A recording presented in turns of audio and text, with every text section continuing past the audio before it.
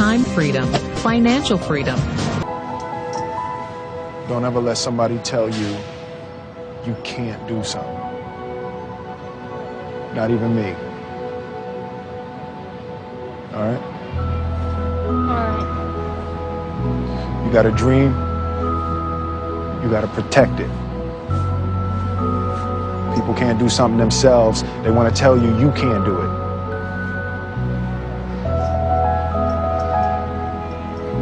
You want something, go get it. Period. Hi, my name's PJ, and welcome to our short presentation. Have you ever wondered how the rich keep getting richer while broke people stay broke and the middle class seems to be shrinking?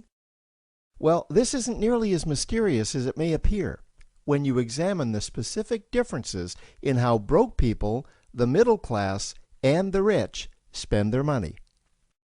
Now, this is such a simple concept, yet so profound, it nearly knocked me out of my chair when I finally understood it. I'm going to show you exactly how the rich spend their money, and you can evaluate for yourself why they keep getting richer and the broke keep getting broker, and why the middle class remains so stressed out. Now, to get started, I'd like to review some financial terms we'll be using during this presentation. The terms that you need to be familiar with are cash flow, which means money you bring in, expenses, which means money you spend, assets. Now, this is the most confusing one. You're probably familiar with the traditional definition of an asset, which is something you own or have equity in. However, back in the 1990s, Robert Kiyosaki introduced us to a new definition of an asset in his groundbreaking Rich Dad, Poor Dad series of books. Robert taught us that an asset is something that pays you, and that's the definition we'll be using here.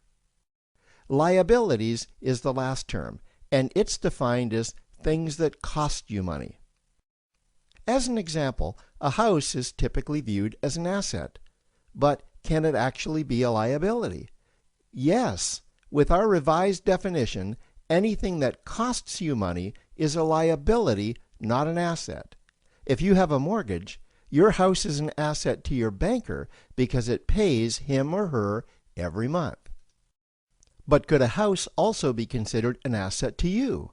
Yes, in the right circumstances it could, when it pays you money.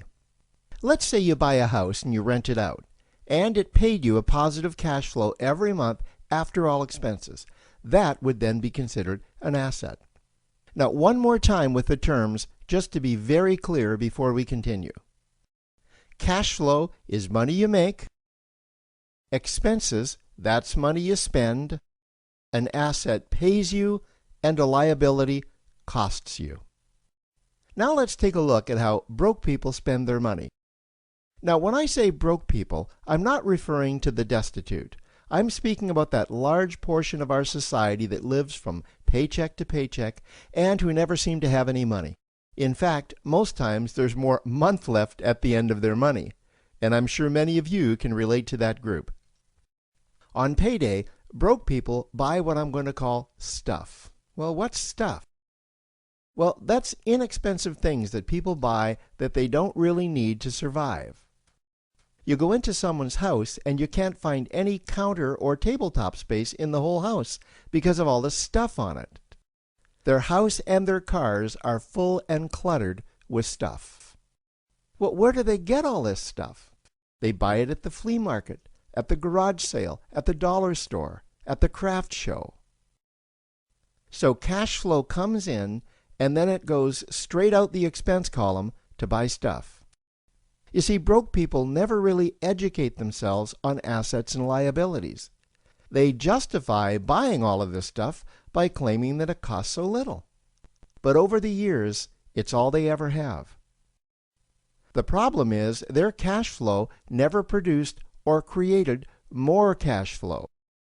Now, please understand, I'm not undermining or taking any shots at this or any group. I just see a lot of financial difficulty out there, and it really doesn't need to be that way. Creating wealth isn't a mystery, it's a formula. The only reason someone doesn't create wealth is because they either don't know the formula or they don't apply the formula. Now let's take a look at the middle class. The middle class is the group that society mistakenly thinks are rich. They're not. Yes, they typically earn a six-figure income, and many of them appear rich, but it's what they buy with their money that keeps them prisoners of the middle class. What they typically buy are liabilities. Remember the definition of a liability? Things that cost you. By buying liabilities, the money gets pushed up and out their expense column. Liabilities are items like cars, boats, houses, airplanes, credit card debt. Now let's see just how this happens. The middle class gets a nice paycheck, let's say $10,000 for the month. They then split that down the middle and they pay their monthly expenses with half, and with the other half, they make a down payment on a new car. The car costs $5,000 down, and after they add on the insurance and the maintenance, that liability now costs $1,100 new dollars every single month. A few months go by, and they want a boat, then a vacation home, a Rolex watch on their credit card, a vacation on their credit card. And before you know it, their liabilities have raised their expense levels to near or above their income levels. They actually spend equal to or more than they make, meaning that they have to go to work and make a certain amount of money every single month just to cover their liabilities. The other important issue with both broke people and the middle class is that normally all of their cash flow is dependent on their own effort, meaning that they've educated themselves to exchange their knowledge and expertise for someone's money. Also, the money they earn is usually the highest taxed form of income. Here's an example. An attorney is knowledgeable about law, so people pay him or her in exchange for that knowledge on an hourly basis. The problem here is that if the attorney isn't sharing that knowledge with a client, then the attorney isn't making any money.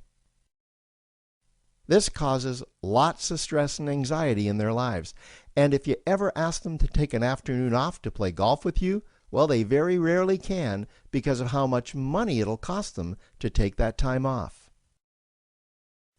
On the surface, life's pretty good. The reality is that it's a roller coaster ride. That's the middle class. Now, I know this group very well because for a great deal of my adult life, that was me. Now let's take a look at how the rich people spend their money. Rich people acquire assets. Again, an asset is something that pays you.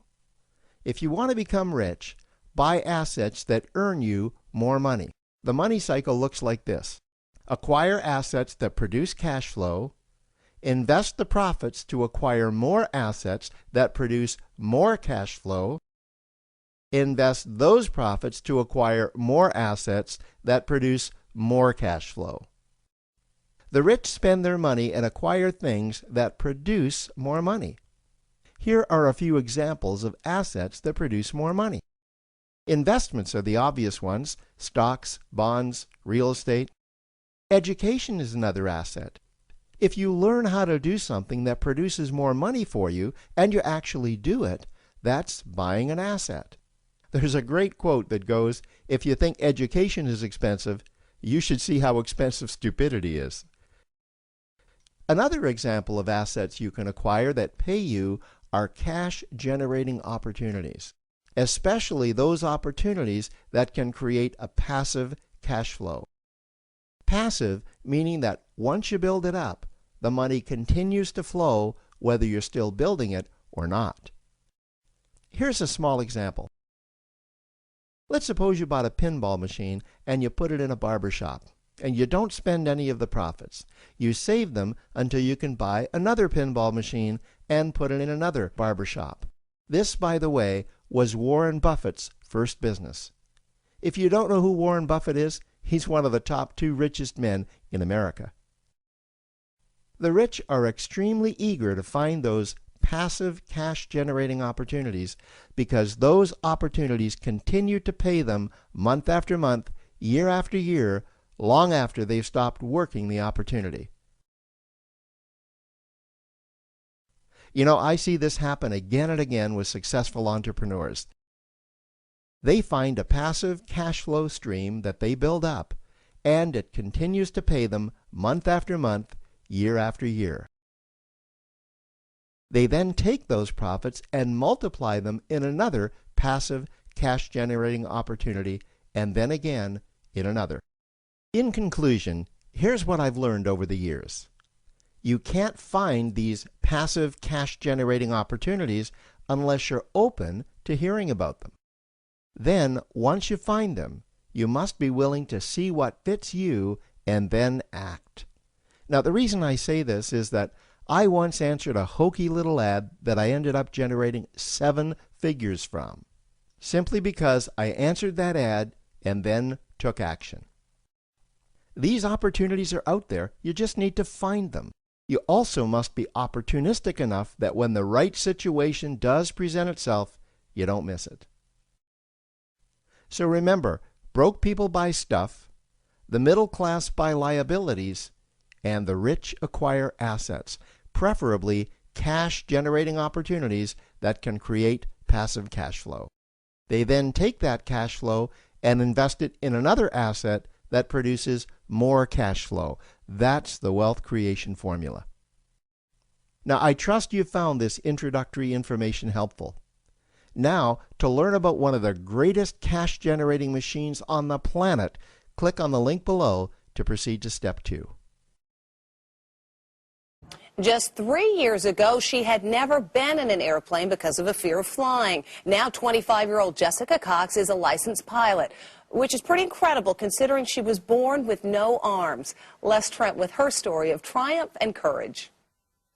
This pilot is flying with no hands, literally.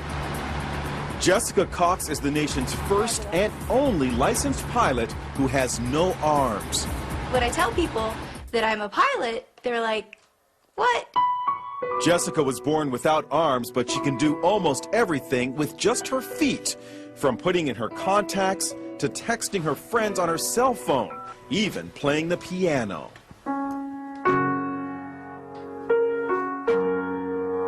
Jessica has a black belt in Taekwondo. She makes a living as a motivational speaker, but always had a fear of flying. So Jessica decided to face her fears head-on and got a pilot's license. She talked with our Jim Murray. How is it possible to fly a plane without hands? You know, it's even hard for me to believe when I'm talking about them. You just do it. Jessica invited us up for a spin high above the Arizona desert.